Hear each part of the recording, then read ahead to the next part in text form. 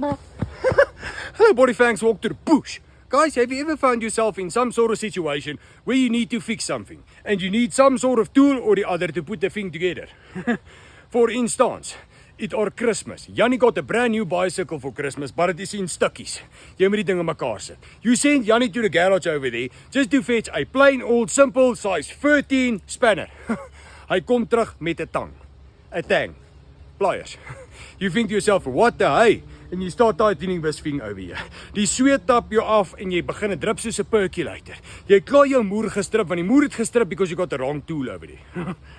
Ja. Or you're sitting on a porcelain motorbike over there reading die Landbou Weekblad. All of a sudden spuit die water uit daar soos die Victoria Val uit daar because die pipe het losgekom.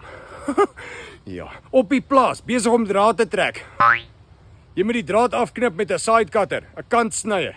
You don't find it, want dit is asof 'n warrelwind van poepwinde jou garage getref het en you can't find a tool. But don't worry. I ken a guy.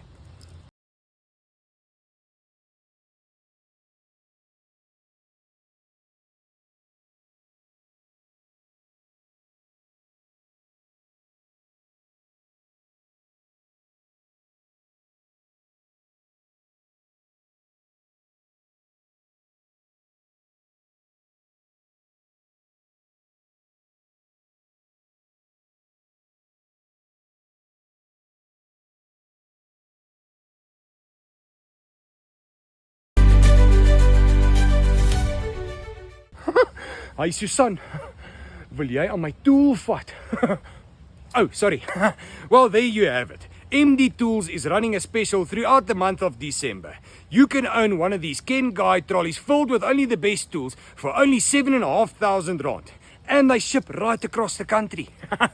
Yeah, doesn't matter if you want the blue one, a pink one or a khaki one.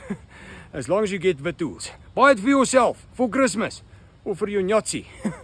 MD Tools. Check them out. Bloody amazing. Okay, thanks.